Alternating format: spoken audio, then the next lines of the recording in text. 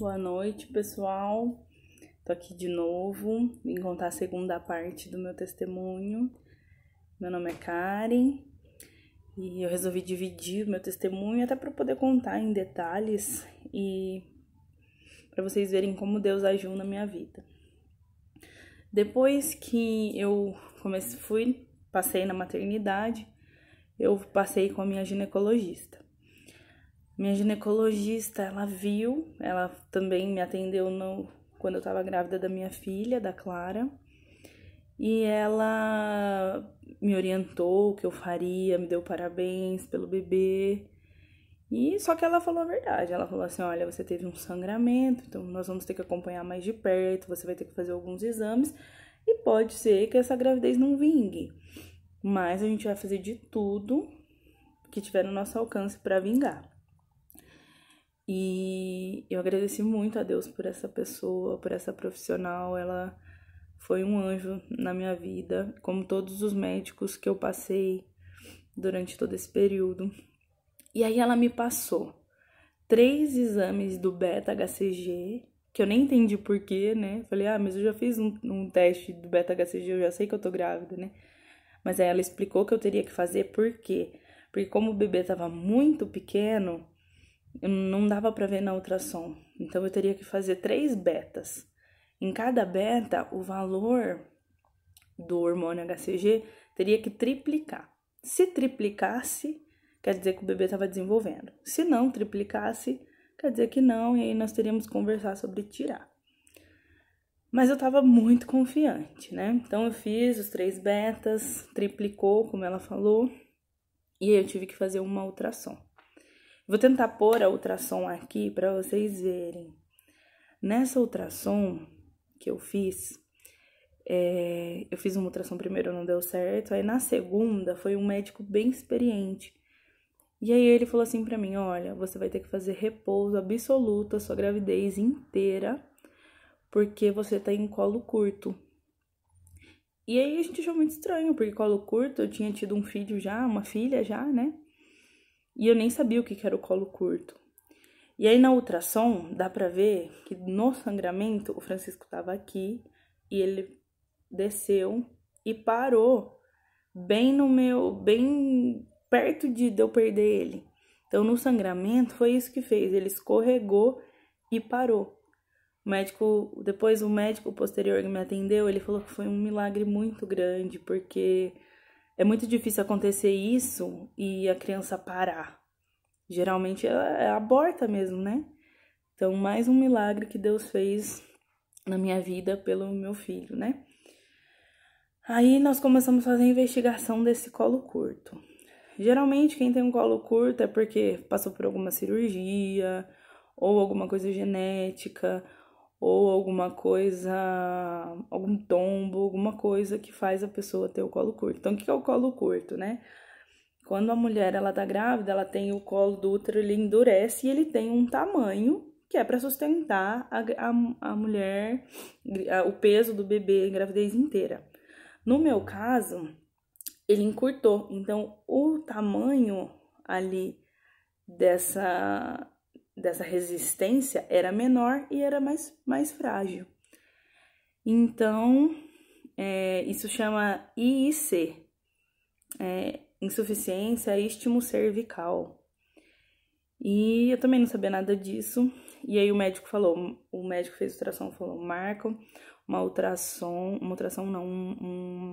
consulta com a sua médica amanhã.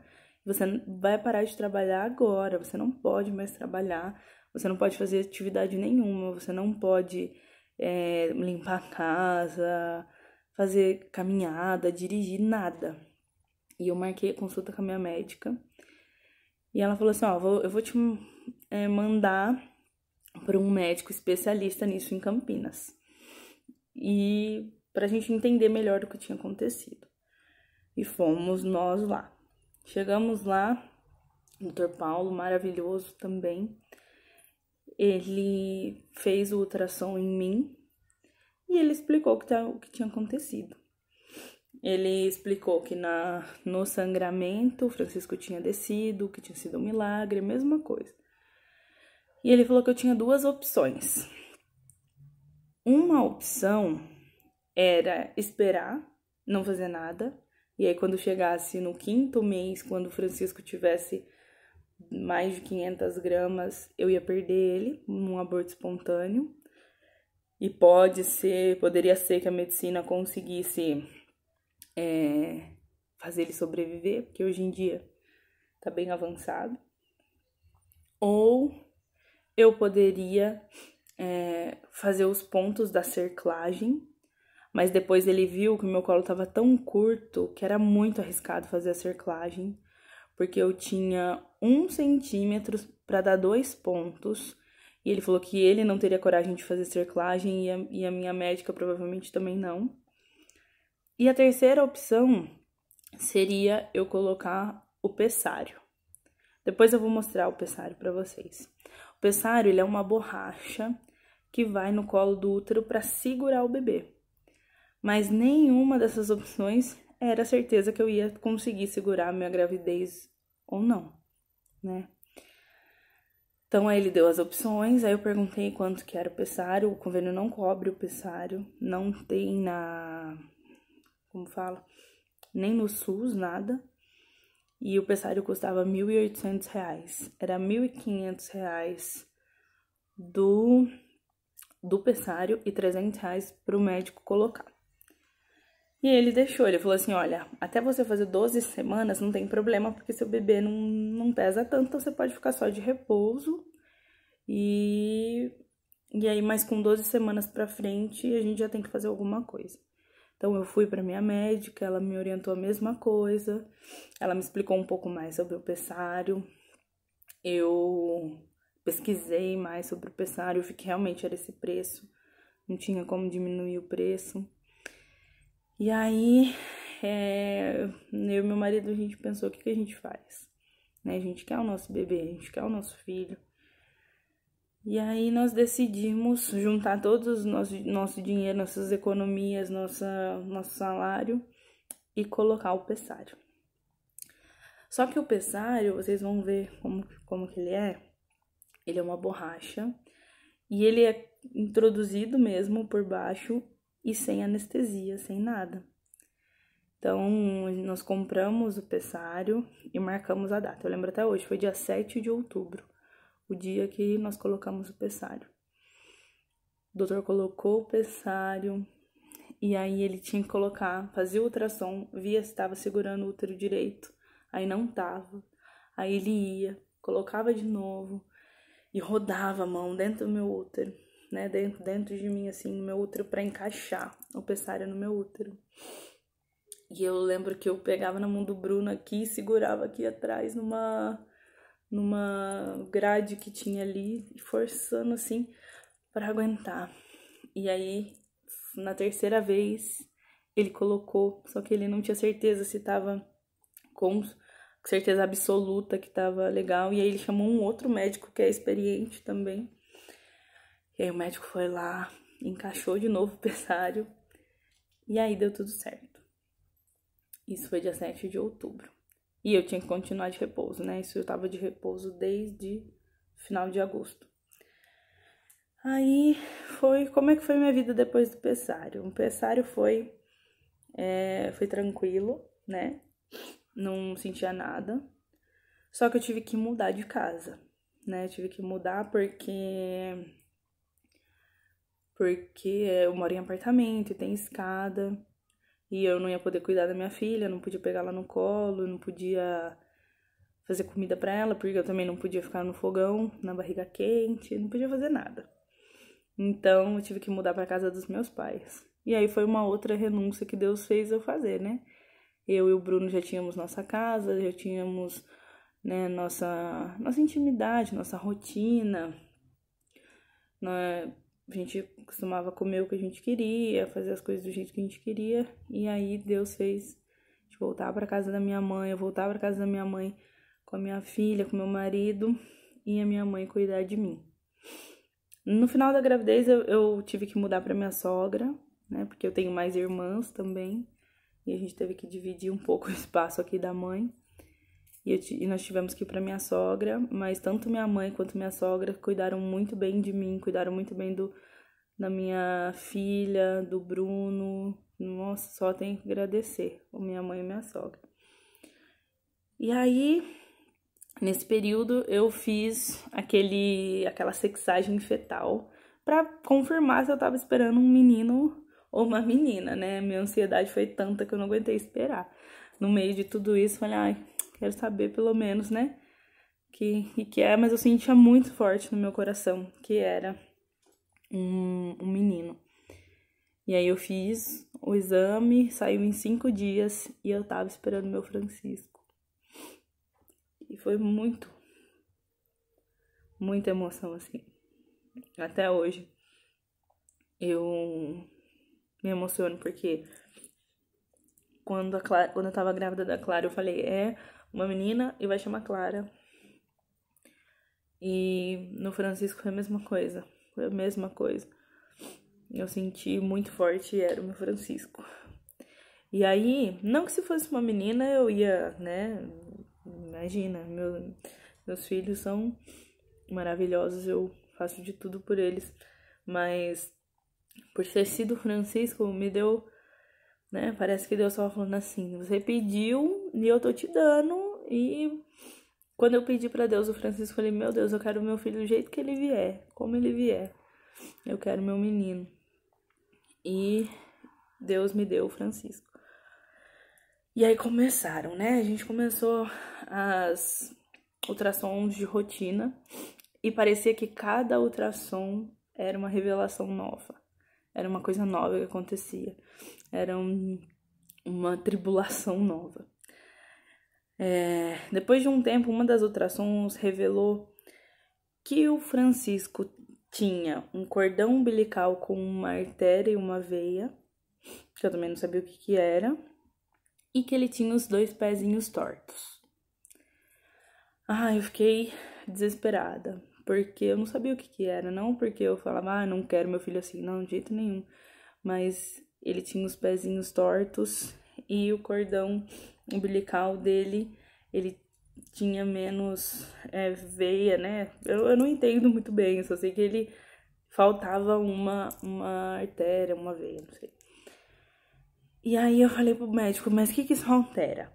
O médico falou assim, nós vamos ter que fazer um exame cardíaco, chama ecocardio fetal, que é o exame cardíaco no bebê dentro da barriga da mãe, para ver o que tem, né? Se esse ecocardio, ele vai mostrar que tá normal, porque ele falou que realmente acontece da criança ter isso e não ser nada, né? Não dá alteração nenhuma. Ou o bebê podia ter alguma, né, má formação, alguma coisa, então teria que fazer. Mas, né, o médico falou, vamos fazer por como é que fala? Liberar a consciência, né? E aí nós fomos lá e fizemos. Esse exame também o convênio não cobriu. E nós pagamos acho que uns R$400 pra fazer. E tudo, várias coisas o convênio não cobriu, a Unimed.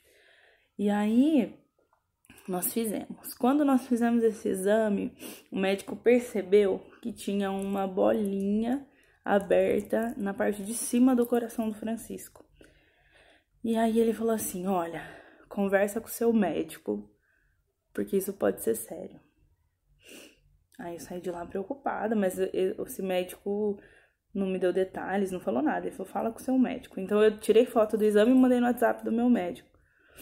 E ele na hora ele me indicou um especialista. Ele falou, vai lá e conversa com tal especialista, mas também não me falou nada. E aí eu e meu marido, a gente falou assim, se ele mandou a gente ir em tal especialista, é porque tem alguma coisa errada. E nós fomos lá, de novo, o Unimed não cobriu o especialista, e a gente foi lá. Foi mais R$400.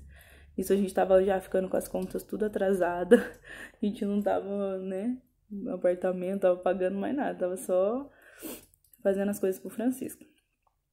E aí a gente chegou nesse especialista e ele falou assim, vocês têm predisposição genética?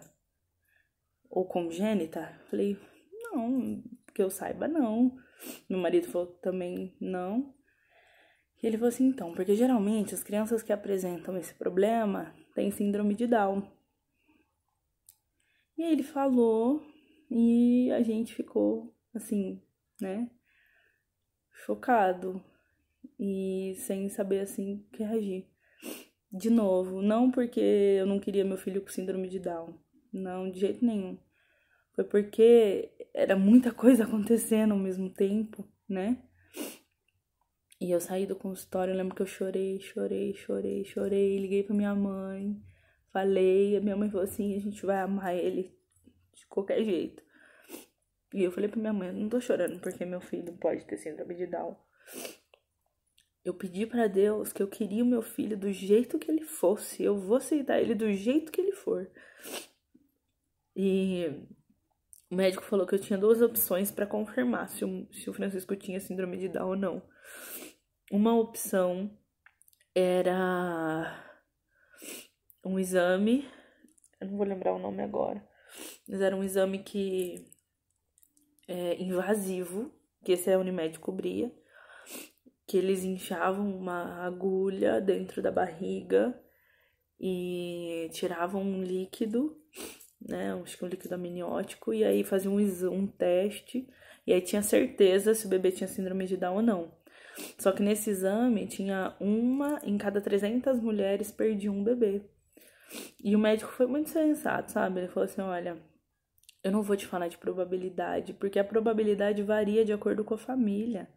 Às vezes para você 300 por 1 é pouco, mas às vezes para você 300 por 1 é muito. E aí a gente falou, não, 300 por 1 é muito, eu não vou dar uma chance de eu perder o meu bebê. E aí o outro era um exame de sangue que detectava várias doenças, né? Várias síndromes, síndrome de Edwards, síndrome de Patal, síndrome de Down, e também era pago. Aí a gente foi, pagou também, foi bem caro, não lembro muito bem quanto foi, e demorava 1 semana pra sair resultado. Isso já tava na minha sogra. Aí eu fui e fiz o exame. Só que assim, em nenhum momento eu pedi pra Deus pro meu filho não ter síndrome de Down. Em nenhum momento. Algumas pessoas falaram, mas eu entendo assim que de coração foi assim, falaram, não, Karina, não vai ter não. Mas eu falei assim para as pessoas, não vamos falar isso, não vamos falar isso. Porque se ele for ter, ele já tem. Ele tá dentro de mim já com a síndrome de Down. Então, não, vamos falar pra Deus. Se for pra ele ter, que a gente tenha a condição de criar ele, né? Eu comecei a pesquisar os institutos em Campinas que cuidavam de crianças com síndrome de Down. Se meu filho tivesse síndrome de Down, o que eu ia precisar, né? Se eu precisasse de... como fala? UTI, né? Fono, várias coisas. Nossa, pesquisei tudo. Eu tava expert, né? Comecei a ver testemunho, né? Vida de pessoas com síndrome de Down, vi várias coisas. Foi muito rico pra mim. E depois de 5 ou 7 dias, saiu o resultado. E Francisco não tinha nada. Nada. Meu filho não tinha nenhuma síndrome. Nada. Eu agradeci a Deus, né? Agradeci a Deus. E eu sei que mais uma vez Deus estava me mostrando. Será que realmente você falou que você queria o seu filho de qualquer jeito? Será que você queria mesmo de qualquer jeito? Eu acho que Deus viu no meu coração que realmente eu queria o meu filho do jeito que ele fosse. E aí, depois disso, eu comecei a ter perda de líquido. E aí começou a perder líquido. Eu sentava assim nos lugares, molhava tudo. Molhava a cama, molhava o banco do carro, molhava todo lado.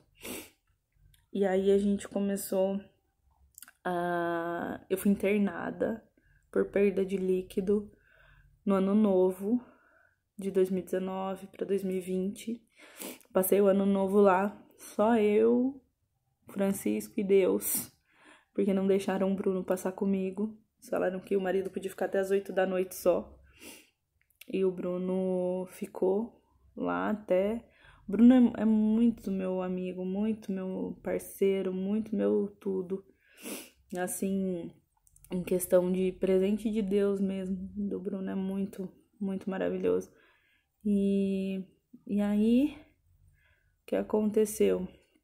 Eu passei lá, o médico da maternidade queria tirar meu pessário, porque ele falou assim que eu tava perdendo líquido porque minha bolsa tinha estourado.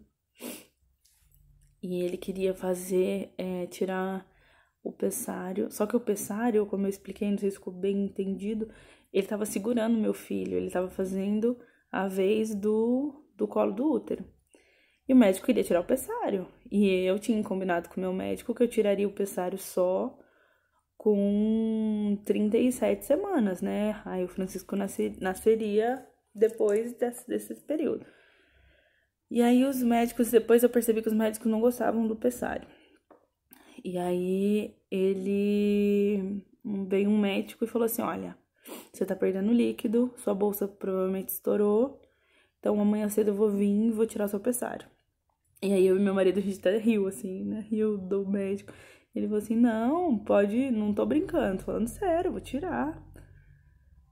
Tudo bem.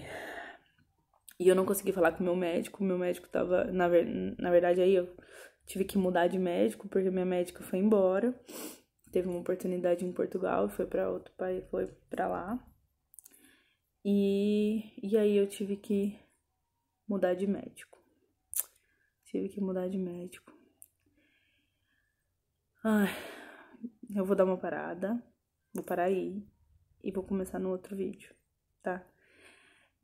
Mas então, até aqui, o que aconteceu? Porque depois começa a história do meu parto e foi bem complicada também. Eu comecei então um tratamento com a minha médica, eu vi que o Francisco estava desenvolvendo, eu tive que fazer algumas ultrassons, descobri que eu tinha um colo curto, tive que parar de trabalhar, ficar de repouso absoluto.